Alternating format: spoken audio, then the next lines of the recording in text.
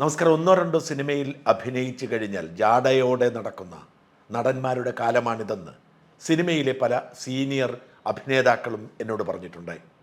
അവർക്കിടയിൽ ലാളിത്യത്തോടെ പെരുമാറുന്ന ഒരു നടനാണ് ആസിഫ് അലി.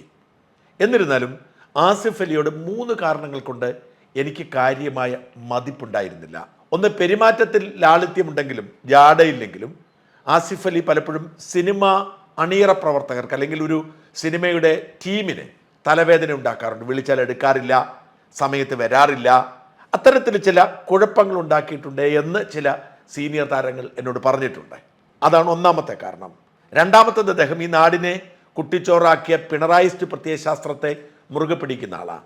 കാലഹരണപ്പെട്ട കമ്മ്യൂണിസത്തെ ചേർത്ത് പിടിച്ചുകൊണ്ട് അതേസമയം തൻ്റെ സ്വകാര്യ ജീവിതം ആനന്ദപൂർണ്ണമാക്കുന്ന ആളുമാണ് എന്നാണ് എൻ്റെ വിലയിരുത്തൽ. മൂന്നാമത്, അദ്ദേഹത്തിന് വലിയ അഭിനയ മികവ് എനിക്ക് കാണാൻ സാധിച്ചിട്ടില്ല. എന്നാൽ ഈ പരാതികളെല്ലാം ഒരു പുഞ്ചിരി കൊണ്ട് അദ്ദേഹം തുടച്ചു നീക്കി. കഴിഞ്ഞ ദിവസം ആസിഫ് അലി അകാരണമായി അപമാനിക്കപ്പെട്ടപ്പോൾ കാട്ടിയ ആ പുഞ്ചിരി അത് സമാനതകളില്ലാത്തതാണ്. ആ പുഞ്ചിരിയെക്കുറിച്ച് തന്നെയാണ് ഈ ലോകം മുഴുവൻ ഒരേ സ്വരത്തിൽ പാടുന്നത്. അത് ഞാൻ വീണ്ടും ആവർത്തിക്കേണ്ട കാര്യമില്ല. അത്രയും മനോഹരമായിരുന്നു ആ പുഞ്ചിരി. ആസിഫ് അലിയുടെ മുഖത്ത് ചമ്മലോ ദേഷ്യമോ കലിപ്പോ ഒന്നും ഉണ്ടായിരുന്നില്ല. നിഷ്കളങ്കമായ പുഞ്ചിരി മാത്രമായിരുന്നു അവശേഷിച്ചത്. ആ പുഞ്ചിരിക്ക് മുമ്പിൽ കൂപ്പുകൈ. അനേകം പേരുടെ കുറിപ്പുകൾ ഞാൻ സോഷ്യൽ മീഡിയയിൽ കണ്ടു. അവരൊക്കെ ഊന്നി പറയുന്നത് ആ പുഞ്ചിരിയെക്കുറിച്ചാണ്. എൻ്റെ സുഹൃത്ത് ജാവേദ് പർവേഷ് ഇങ്ങനെ എഴുതി: എന്തൊരു ഗ്രേസ്ഫുൾ ആയിട്ടാണ് ആസിഫ് അലി പെരുമാറിയത്. ഒരു പരിപാടി താൻ കാരണം കുളമാകരുതെന്ന ബോധം അദ്ദേഹത്തിനുണ്ടായിരുന്നു. ആ പുഞ്ചിരിയോടെ ഒരു നല്ല മനുഷ്യൻ എന്ന നിലയിൽ അയാൾ പരകോടിയിലെത്തി. 38 വയസ്സ് മാത്രമാണ് പ്രായം. ചോരത്തിളപ്പിൻ്റെ കാലം. 79 വയസ്സുള്ള വേറെ ഒരുത്തൻ ഇവിടെയുണ്ട്. മൈക്കൊന്ന് കേടായിപ്പോയാൽ കല്ലി തുള്ളുന്ന, സാനിറ്റൈസർ തരാൻ നോക്കിയ പേരക്കുട്ടിയുടെ പ്രായമുള്ള കുട്ടിയെ തട്ടിമാറ്റുന്ന, ചോദ്യം ചോദിക്കുന്ന വിദ്യാർത്ഥിനിയോട് തട്ടിക്കയറുന്ന ഒരാൾ, അർശസ് ബാധിച്ചവനെ പോലെ വലിഞ്ഞു മുറുകിയ മോന്ത, ഭരണത്തിൽ വട്ടപൂജ്യം, വകതിരിവ് നഹി നഹി, നെറ്റിക്ക് കല്ലേറ് കൊണ്ടിട്ടും പുഞ്ചിരിച്ചു നിന്ന ഒരു മനുഷ്യനിരുന്ന കസേരയിലാണ് അയാൾ ഇപ്പോൾ ഇരിക്കുന്നത്. ആസിഫ് അലിയിൽ നിന്നും പഠിക്കാനുണ്ട്, ദാസപ്പനിൽ നിന്നും പഠിക്കാനുണ്ട്. പലപ്പോഴും എഴുതിയതാണ്, ആത്മവിശ്വാസമില്ലാത്തവൻ്റെ പരിചയമാണ് ബലപ്പെടുത്തം. ഇത് തന്നെയാണ് ആസിഫ് അലിക്കുള്ള എൻ്റെ ആശംസയും. കാരണം നമ്മൾ ദൈനംദിനം കാണുന്നത് അഹങ്കാരത്തിൻ്റെ മൂർത്തിഭാവമായ പിണറായിയെയും അദ്ദേഹത്തിൻ്റെ ധാർഷ്ട്യത്തെയുമാണ്. അതാണ് ജാവേദ് പർവേഷ് വരച്ചു കാട്ടുന്നത്. ആ ധാർഷ്ട്യത്തിൽ നിന്നും പ്രചോദനം ഉൾക്കൊണ്ടുകൊണ്ട് മേയർ ആര്യ രാജേന്ദ്രനും മന്ത്രി വീണ ജോർജും മന്ത്രി ബിന്ദുവും, എന്തിനേറെ ഇപ്പോൾ ഏറ്റവും ഒടുവിൽ കേൾക്കുന്നു അരുവിക്കര MLA സ്റ്റീഫനും ഒക്കെ കാട്ടിക്കൂട്ടിയ അല്ലെങ്കിൽ കാട്ടിക്കൂട്ടിക്കൊണ്ടിരിക്കുന്ന ധിക്കാരം നമ്മൾ കാണുമ്പോൾ, ഈ മനുഷ്യൻ അപമാനിക്കപ്പെട്ടിടത്ത് നിന്ന് പുഞ്ചിരിക്കുമ്പോൾ ആ പുഞ്ചിരി ഈ നാടിൻ്റെ സ്വന്തമായി മാറുന്നു. ഇനി നമ്മൾ പറയേണ്ടത് രമേശ് നാരായണൻ്റെ ധിക്കാരത്തെക്കുറിച്ചും അഹങ്കാരത്തെക്കുറിച്ചും ധാർഷ്ട്യത്തെക്കുറിച്ചും പുച്ഛത്തെക്കുറിച്ചുമാണ്. പറയുവാൻ മറന്ന പരിഭവങ്ങളെ എന്ന അതിമനോഹരമായ ഗാനത്തിലൂടെ മലയാളികളുടെ ഹൃദയത്തിൽ ഇടം പിടിച്ചെങ്കിലും അന്നു മുതൽ താൻ ഒരു പണ്ഡിറ്റാണ് എന്ന് കരുതുകയും അത്തരത്തിൽ പെരുമാറുകയും ചെയ്യുന്നത് രമേശ് നാരായണൻ്റെ പ്രത്യേകതയാണ്.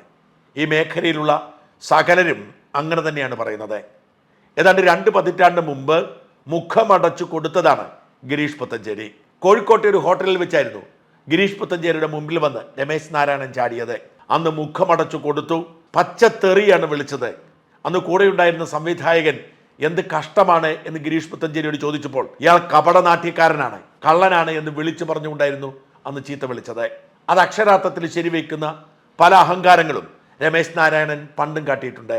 ചലച്ചിത്ര പുരസ്കാരം കൊടുക്കാൻ ചുമതലപ്പെട്ട കേന്ദ്രമന്ത്രി സ്മൃതി ഇറാനി പുരസ്കാരം കൊടുത്തപ്പോൾ ഒരു സീരിയൽ നടിയുടെ കയ്യിൽ നിന്നും എനിക്ക് പുരസ്കാരം വേണ്ട എന്ന് പറഞ്ഞ് അഹങ്കാരവും ധാർഷ്ട്യവും കാട്ടിയത് നമ്മളാരും മറന്നിട്ടില്ല. അഹങ്കാരത്തിൻ്റെയും ധാർഷ്ട്യത്തിൻ്റെയും തുടർച്ചയാണ് ഇപ്പോൾ സംഭവിച്ചിരിക്കുന്നത്. ആസിഫ് അലി മുസ്ലിം ആയതുകൊണ്ടാണ് രമേശ് നാരായണൻ അങ്ങനെ പെരുമാറിയതെന്ന് ഞാൻ വിശ്വസിക്കുന്നില്ല. കാരണം മുസ്ലിമാണോ ഹിന്ദുവാണോ ക്രിസ്ത്യാനിയാണോ എന്നതല്ല, താനൊരു മഹാസംഭവമാണ്, തനിക്ക് വേണ്ടത്ര അംഗീകാരവും ആദരവും കിട്ടുന്നില്ല എന്ന തോന്നലാണ്. സ്മൃതി ഇറാനി കേന്ദ്രമന്ത്രിയാണ് എന്നത് മറന്ന് ഒരു സീരിയൽ നടിയാണ്, അതുകൊണ്ട് തനിക്ക് അവരുടെ കയ്യിൽ നിന്നും പുരസ്കാരം വേണ്ട എന്ന് പറഞ്ഞ അതേ അഹങ്കാരം തന്നെയാണ് തന്നെ പോലെ ഉത്തമനായ ഒരു സംഗീതജ്ഞന് വെറും ഒരു സിനിമാ നടനായ ആസിഫ് അലി പുരസ്കാരം നൽകുന്നു എന്ന ഭാവവും.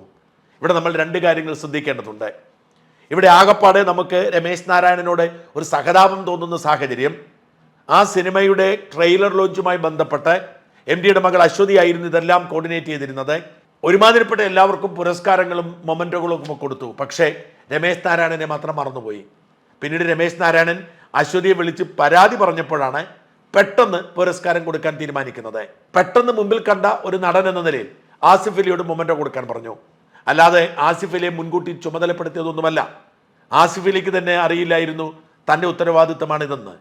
പെട്ടെന്ന് വിളിച്ചു, ആസിഫ് അലി ആ മൊമെന്റോമായി ചെന്നു. അപ്പോഴാണ് രമേശ് നാരായണന്റെ ഈഗോ ഉണർന്നത്. തനിക്ക് പുരസ്കാരം നൽകുന്നത് ഈ പീറപ്പയ്യനോ എന്ന തോന്നൽ. അതുകൊണ്ട് ആസിഫ് അലിയേക്കാൾ മഹാനായ ജയരാജനിൽ നിന്നും തനിക്ക് പുരസ്കാരം കിട്ടണം എന്ന ആഗ്രഹത്തിൽ വിളിച്ചു. തെറ്റൊന്നുമില്ല.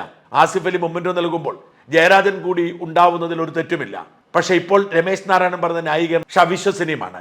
ആസിഫ് അലി പുരസ്കാരം കൊടുക്കാൻ വരുമ്പോൾ ഒരു ബഹുമാനവും ഇല്ലാതെ, ഒരു ആദരവും ഇല്ലാതെ, മുഖത്ത് പോലും നോക്കാതെ തട്ടിപ്പറിക്കുകയായിരുന്നു. എന്നിട്ട് ജയരാജനെ വിളിച്ചു വരുത്തി വാങ്ങുകയായിരുന്നു.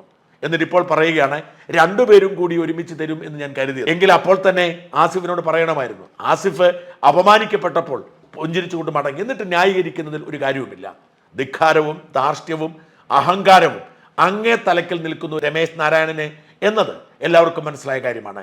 രമേശ് നാരായണൻ അങ്ങനെ തന്നെയാണ്. എന്ന് നിന്റെ മൊയ്തീൻ എന്ന സിനിമയുടെ ഒരു നിർമ്മാതാവ്, ഞാൻ പേരെടുത്ത് പറയുന്നില്ല, ആ സിനിമ തുടങ്ങുന്നത് ആ നിർമ്മാതാവിലൂടെയാണ്. ആ സിനിമ നല്ല കഥയാണ്, നല്ല തിരക്കഥയാണ്. പക്ഷെ വിമലിന് സിനിമ തുടങ്ങാൻ കഴിയുന്നില്ല, നിർമ്മാതാവ് പിന്മാറി.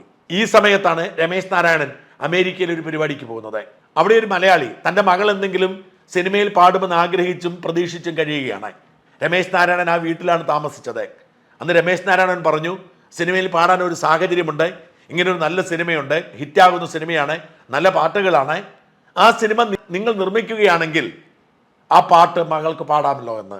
അങ്ങനെയാണ് ആദ്യമായി അയാൾ സിനിമാ നിർമ്മാണ രംഗത്തേക്ക് വരുന്നത്. പറഞ്ഞ ചെലവിലൊന്നും നിന്നില്ല. നമുക്കറിയാം സിനിമാ നിർമ്മാതാക്കളുടെ അവസ്ഥ നമുക്കറിയാം. പിന്നീട് പലരെയും ചേർക്കേണ്ടി വന്നു. ഭാഗ്യം കൊണ്ട് സിനിമ ഹിറ്റായതുകൊണ്ട് അദ്ദേഹത്തിന് തടി കേടാകാതെ രക്ഷപ്പെടാൻ കഴിഞ്ഞു. പക്ഷേ അതല്ല എൻ്റെ ക്ലൈമാക്സ്. ഈ സിനിമ പൂർത്തീകരിച്ച് നിർമ്മാതാവ് അതിന് പ്രിവ്യൂ കാണുമ്പോഴാണ് തിരിച്ചറിയുന്നത് മകളെ പാടിപ്പിച്ചെങ്കിലും ആ പാട്ട് സിനിമയിലില്ലെന്ന്. എന്ന് ആലോചിച്ച് നോക്കി, രമേശ് നാരായണൻ തൻ്റെ മകളെ കൊണ്ട് ആ പാട്ട് പാടിപ്പിച്ചു. ആ പാട്ടിനാണ് മകൾക്ക് അവാർഡ് കിട്ടുന്നത്. ഇങ്ങനെയുള്ള വൃത്തികേടുകളൊക്കെ കാട്ടി ശീലിച്ച രമേശ് നാരായണൻ ഈ ധാർഷ്ട്യം കാട്ടിയില്ലെങ്കിലേ അത്ഭുതമുള്ളൂ. ഒരു കാര്യം കൂടി പറയാതിരിക്കാൻ നിവൃത്തിയില്ല. ഈ ചടങ്ങ് എന്താണെന്ന് പലർക്കും മനസ്സിലായിട്ടില്ല. എം ഡി തിരക്കഥ എഴുതിയ 9 ചെറിയ കഥകൾ അത് സിനിമകളാക്കുന്ന ഒരു പരിപാടിയാണ്. മനോരഥങ്ങൾ എന്നാണ് പ്രോജക്റ്റിൻ്റെ പേര്. ആന്തോളജി എന്ന ഒരു സിനിമാ രീതിയാണത്. 9 സിനിമകൾ, വ്യത്യസ്തമായ സംവിധായകർ, വ്യത്യസ്തമായ കഥകൾ, വ്യത്യസ്തമായ സംഗീതം എല്ലാം ചേർന്ന് 9 കഥകളുടെ ഒരു സംവിധാനമാണ്. യഥാർത്ഥത്തിൽ അതിൻ്റെ പിന്നിൽ ഒരു വഞ്ചന കൂടിയുണ്ട്. അനൂപ് രാമകൃഷ്ണൻ എന്ന പ്രഗത്ഭനായ ഒരു കലാകാരനുണ്ടായിരുന്നു. പണ്ട് മനോരമയിലൊക്കെ ജോലി ചെയ്തതാണ്. അനൂപ് രാമകൃഷ്ണൻ ഈ സിനിമാ രംഗത്തേക്ക് വരുന്നു. ഈ പ്രോജക്റ്റ് ചെയ്യുന്നതിന് വേണ്ടി ഈ രൂപകൽപ്പന ചെയ്തതും എം ഡിയെ കണ്ട് സംസാരിച്ചതുമൊക്കെ ഈ അനൂപ് രാമകൃഷ്ണനായിരുന്നു. അനൂപ് രാമകൃഷ്ണൻ അതുമായി മുമ്പോട്ട് പോയി. എം ഡിക്കും ഇഷ്ടമായിരുന്നു. പിന്നീടാണ് സുധീർ അമ്പലപ്പാട് ഈ പ്രോജക്റ്റ് ഹൈജാക്ക് ചെയ്യുന്നതും എം ഡിയുടെ മകൾ അശ്വതിയെ ചേർത്ത് ഈ പ്രോജക്റ്റ് മുമ്പോട്ട് പോകുന്നതും. അനൂപ് രാമകൃഷ്ണൻ അതിനിടയിൽ രോഗബാധിതനായി മരിച്ചു. അനൂപ് രാധാകൃഷ്ണന് ആദരാഞ്ജലി കൂടി അർപ്പിച്ചുകൊണ്ട് മാത്രമേ ഇത് അവസാനിപ്പിക്കാൻ കഴിയൂ. എന്തായാലും കേരള ജനത ആസിഫ് അലിക്കൊപ്പമാണ്. അഹങ്കാരത്തിൻ്റെ മൂർത്തിഭാവമായ രമേശ് നാരായണനൊപ്പം നിൽക്കാൻ ആർക്കും സാധിക്കുകയില്ല.